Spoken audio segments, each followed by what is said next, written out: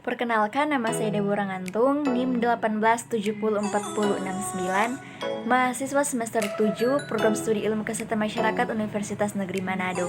Dan saat ini saya akan membahas mengenai epidemiologi kanker nasofaring, kanker limfoma, kanker hati, kanker leukemia, dan kanker prostat. Dan kita masuk pada yang pertama, yaitu kanker nasofaring.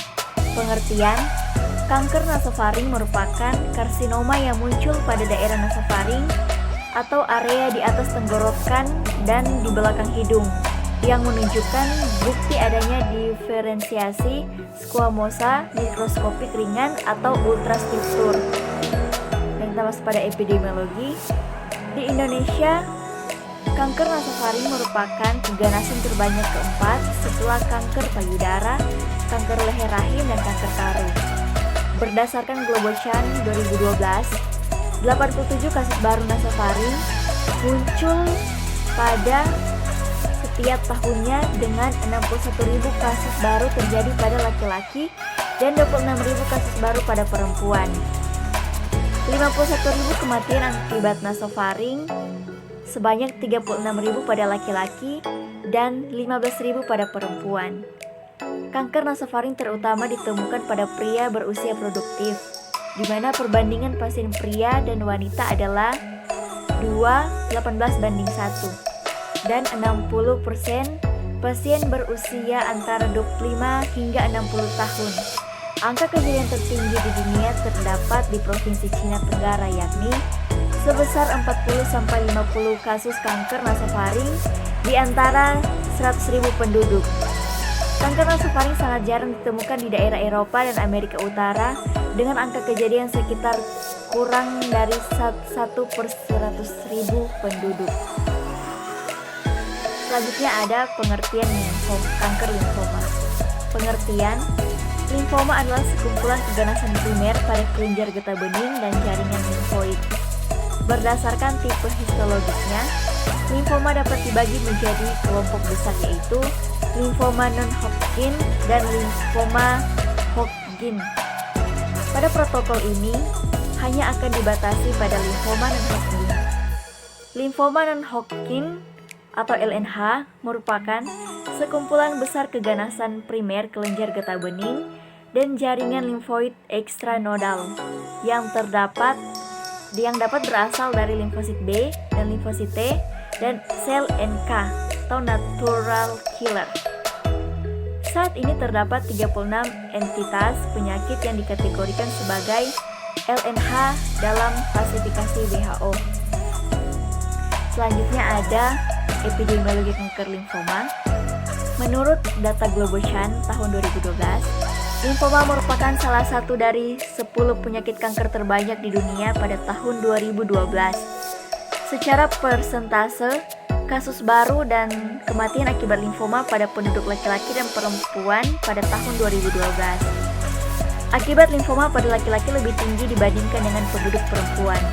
Baik penduduk laki-laki dan perempuan lebih banyak yang terkena limfoma non-Hodgkin, yaitu sebesar 6% pada penduduk laki-laki dan 4,1% pada penduduk perempuan, dibandingkan dengan limfoma Hodgkin, yaitu sebesar 1,1% pada penduduk laki-laki dan 0,7% pada penduduk perempuan. Kematian akibat penyakit limfoma non-Hodgkin dan limfoma Hodgkin cukup tinggi, yaitu mencapai setengah dari persentase kasus baru. Selanjutnya kita masuk pada kanker hati. Pengertian: kanker hati adalah kanker yang berasal dari sel hepatosit dan bisa merupakan kanker primer dan sekunder. Tumor primer di hati sebesar 90% adalah karsinoma hepatoseluler menurut Turobova T 2014. Epidemiologi kanker hati.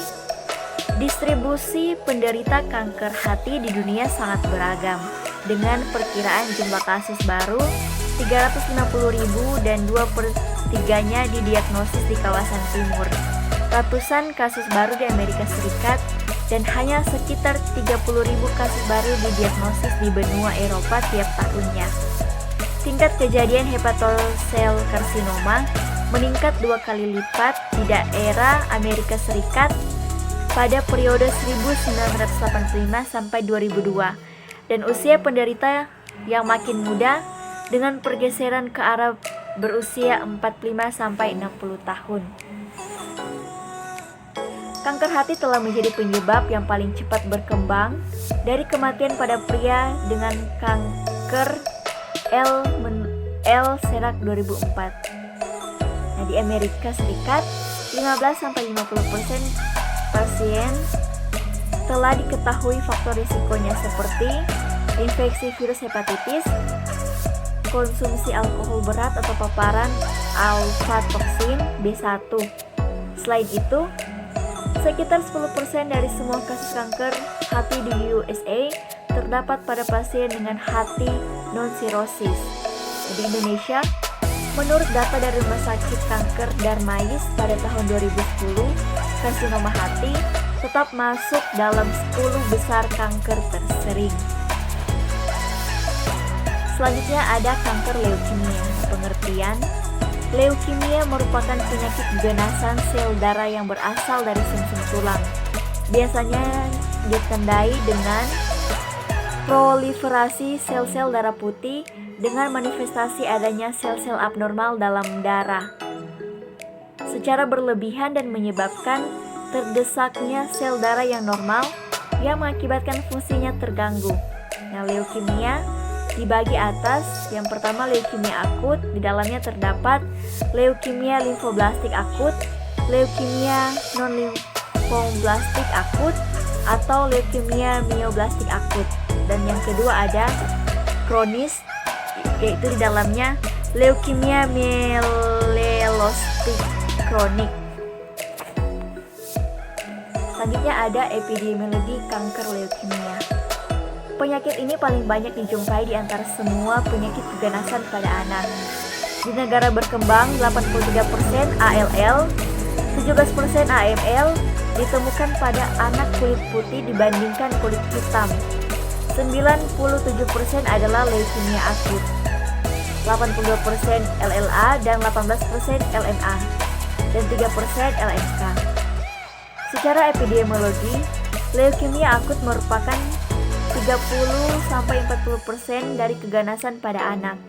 Puncak kejadian pada usia 2-5 tahun.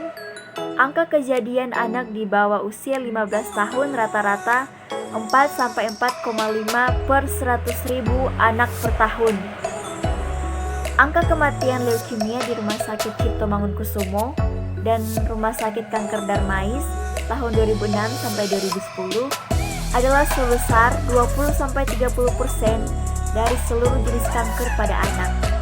Penderita laki-laki lebih tinggi 1,15 kali dibanding perempuan untuk LLA, dan pada LMA leukemia laki-laki dan perempuan hampir sama. Dan yang terakhir ada kanker prostat. Nah, pengertian: kanker prostat adalah kanker pada pria yang berkembang di dalam kelenjar prostat dan umumnya ditandai dengan gangguan buang air kecil.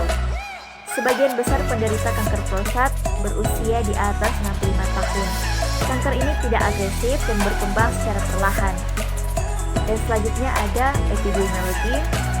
Kanker prostat adalah keganasan tersering dan penyebab kematian karena kanker paling utama pada pria di negara barat, menyebabkan 94.000 kematian di Eropa pada 2008 dan lebih dari 28.000 kematian di Amerika Serikat pada 2012.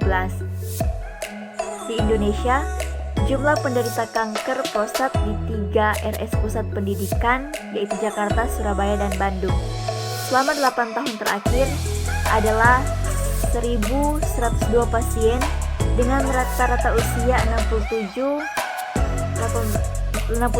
tahun. Nah, stadium penyakit tersering saat datang berobat adalah stadium lanjut sebesar 59,3% kasus, dan terapi primer yang terbanyak dipilih adalah orchiektomi sebesar 31,1%, obat hormonal sesapantidur sama dengan 18%, prostatektomi radikal 89, radioterapi 63 sebesar 6%, dan sisanya adalah pemantauan aktif, kemoterapi, dan kombinasi. Modalitas diagnostik yang digunakan terutama biopsi 57,9%. Sekian dari saya. Terima kasih.